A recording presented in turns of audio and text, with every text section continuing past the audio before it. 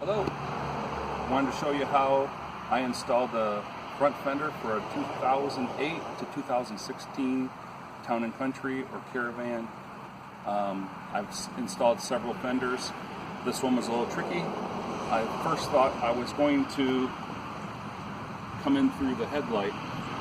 However, the headlight is difficult. You got to remove the bumper cover, so I opted out of that.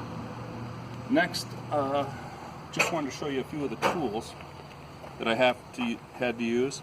A short screwdriver, because you have to get inside the wheel well. Phillips 10mm socket, 10mm swivel wrench if you have one. They work. Ratchet wrenches work great. I used the paint store for a gap between the fender. I used these two for prying off the plastic cover. This was the damaged fender that came off.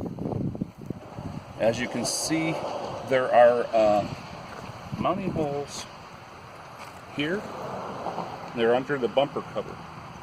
You have to pull the inner wheel well out or down. There's also a hole right here that has a metal clip that goes here, and it comes up right from this direction. If you turn your wheel inward or outward, whatever is easiest to get to the screws, but right here you can reach the first screw that I pointed out on the fender. Next, you'll have to remove 1, 2,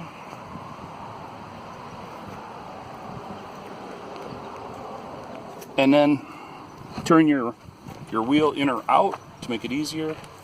And then there's one at the very bottom that holds this little cover on. With your wheel tilted, you can easily slide that off once you undo the screw. Another Phillips head screw and another Phillips head screw. Those all hold plastic inner wheel well and the bottom cover. That's 5 Phillips screw heads. Once you get this cover off and drop your inner wheel well lining down, you'll be able to access the next bolt, 10mm. They're all 10mm.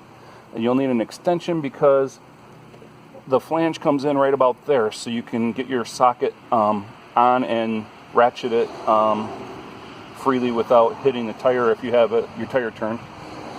And I'll show you that on the fender.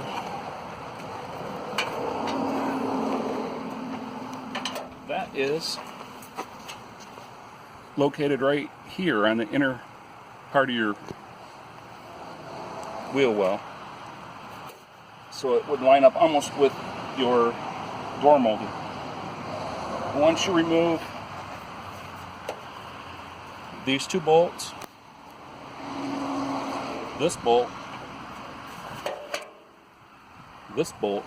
that goes right here. Then once you get this one off, you can loosen the plastic bumper cover. It just slides out, and then there's 2 other 10mm bolts right there, just behind this cover. And then the easiest to reach, there's 1, 2, 3, 4 here. And so that's a total of 4, 5, 6, 7, 8, 9, and 10. And that should get much one under the cover right here is the one more 10mm. That would mean 11. This plastic cover right here was a little trick. I didn't know that these 2 grommets fit inside of there. They're little square pegs. Those, if you use this tool, you can open your door, take your pry bar, and get behind this cover, pull it out away from those two square pegs,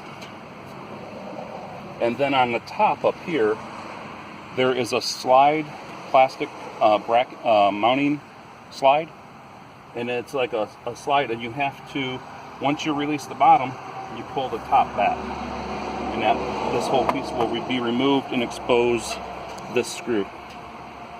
Unfortunately, I didn't have a video, so I ended up breaking those two and put it back on with 3M two-way tape. A few things off your old fender. One is this plastic trim that fits on the nose, and it presses into these two holes here. The other is the metal clip that has a screw fastener on it, and that just slides on your ringlet hole for your mounting of your fender. Okay, resetting the fender back on, lining up the holes. Don't forget screws that are hard to see back in here and the bottom, and those as we wrap up the fender installation. When you're tightening the very bottom bolts before you put the cover on, you want to use a proper gap all the way across here, and you might have to wedge in some woods or plastic shims to get it even. And when you first put it on, open your door slowly, so because it won't damage your paint if it's off. Another thing is there's two clips, one that holds this plastic trim on, and a steel clip that goes inside the fender as a fastener.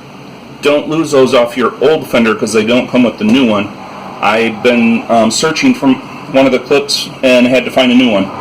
So grab those off your old fender right away before you lose them. And when you install all the nuts and bolts here, the fasteners, leave them all loose, finger tight, until you get all of the bolts in where they fit properly. And then go ahead and just, once everything is lined up and your gap's good, just finish your tightening, and you're good to go.